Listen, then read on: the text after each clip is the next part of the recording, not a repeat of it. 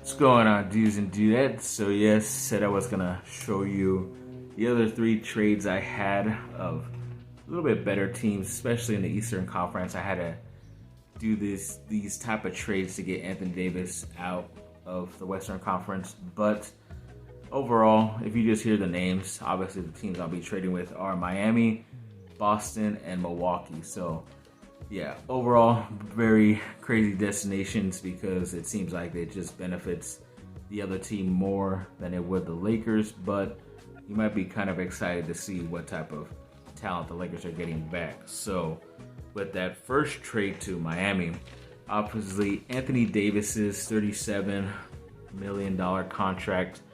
That's the only one that's going. You could have added THT or anybody else, but overall I want the Lakers to be able to take on $10 million extra in cap space, because with this trade that worked out on Spotrac.com, you're able to get Bam Adebayo's $30.3 million deal and Duncan Robinson's $16.9 million deal, which to me, if you're getting those type of players to pair up with LeBron James, it'd be very awesome. And plus, Bam Adebayo is going to have a nice career next 10 years, so still have him on his extended rookie deal, but that still has another 4 years left on it. And then even Duncan Robinson at 28 years old, his deal is another 4-year deal, and for some reason they haven't been playing him, especially in the playoffs. He played one game and shot the lights out that very first game of the playoffs, and then they haven't played him throughout the first round, or even barely. I think the other day he got in the last minute in a blowout win in a second round game. So it's kind of interesting how they're looking at, but maybe it's a chance for the Lakers to jump on a guy who is a very good three-point shooter and obviously doesn't need the ball in his hands, just stand there and shoot three. So that helps out LeBron James with spacing, and obviously you know how great Bam Adebayo is and how athletic and just great down the post, catching lobs and those second effort type of rebounds and offensive rebounds he can do for your team. And the only reason why this could be a hiccup is because of Pat Riley still being part of the franchise, and he probably won't accept this trade. But Anthony Davis is a Kentucky Wildcat, which is why it might be beneficial, because Riley likes to draft Kentucky players. So it could help out. He is giving up one of the better Kentucky players to be found in Bam Adebayo. So it could be, a hinder in this trade. But overall, I think he might as well just go for it, see what happens if you offer this trade and still take on that around $10 million extra dollars. So I think it could help out your team in the future. And then in a couple years, if you decide not to, then yeah, you get rid of these guys pretty easily, I think.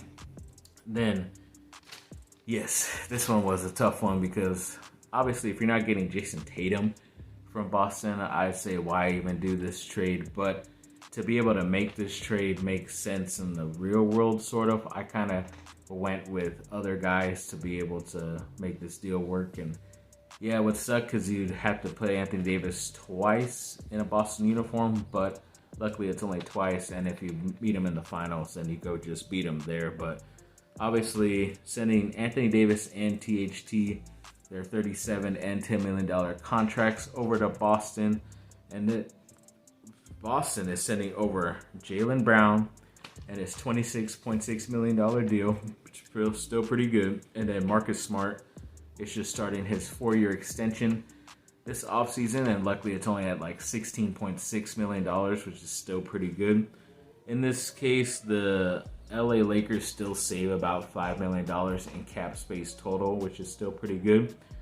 And also, these are way better players to play with LeBron James, because once again, Brown and Smart don't need the ball in their hands. Smart can help out alleviate some of the playmaking job that LeBron has to always do with the ball in his hands, so LeBron can play off the ball with Marcus Smart in crunch time at the end of the game, so that could help out as well. Plus, AD still has his 3 years, THT 2 years, but Jaylen Brown has 2 years left on his deal, which is a little bit surprising. I thought he had a little bit more, but if he gets injured or doesn't work out, you could still end up trading him. And then Marcus Smart, like I said, is starting his 4-year extension, and he's about 28, so this could be his final deal. He might not play. He might play after 32. You never know. But even by then, I think the Lakers would have traded him by now. So yes, it is sacrilegious to trade with your rival. But I know even the Lakers supposedly were trying to trade with them at the trade deadline just a couple months ago for Dennis Schroeder, which I thought was going to be insane. But luckily that did not happen. But this, I think it still ends up benefiting the Lakers if LeBron James is still on the team in the end. And then to finish off these mock trades, have Anthony Davis going to the Milwaukee Bucks, which is interesting because would Milwaukee want to do this trade where they basically have a twin towers thing where defensively, how can he score against Giannis and Anthony Davis? But offensively, there's going to be like a lot less space for everybody else on the court, and they're just going to clog up the middle. Yeah, Davis could stay at the three-point line, but still to have two guys over 7 foot like that, it is tough. I mean, the only team that really did that kind of successfully was actually Cleveland this year. They, at one point, had like three centers / power forwards around 7 feet on the court at the same time, and were still very productive, like plus and minus stats. But you never know. So sending Anthony Davis is $37 million, THT's $10.2 million to Milwaukee for Jrue Holiday and his $32.5 million, and my buddy Grayson Allen finally returning to one of my teams with his $8.5 million. I believe that's what I wrote. So yeah, overall not that bad. The Lakers end up saving $7 million with this deal, and you get, you're finally a true leading point guard in Jrue Holiday that you've always wanted. Then you get a shooting guard who can not only help you play defense, but also can shoot the lights out from the three-point line. That's his main job. And he can play make too, Grayson Allen, when he goes into the box as well. So overall, it is still pretty good deal in my mind. Jrue Holiday has about 3 years left on his deal. He is 32 years old, so probably is going to end up retiring at the end of this deal. You never know, but overall, it's still a nice chance to take on it. And even Grayson Allen has 2 years left on his deal, and he's only 26. So overall, it's still a good deal. You can resign him at the end of it. So yeah, better playmakers around LeBron James. Trying to shed whatever is left of Anthony Davis. I don't know. The guy has been an enigma because he is great when he can finally stay healthy and play, and then other times when he can't, he's gone for months at a time, and then by the time he gets back, then something else ends up hurting him. So I'm kind of upset at that, but I think I want to go back and to the past, and when I made a video about when they traded for him that summer, I want to say that I wasn't fully ecstatic about it, but I don't know. I have to go back and look at that.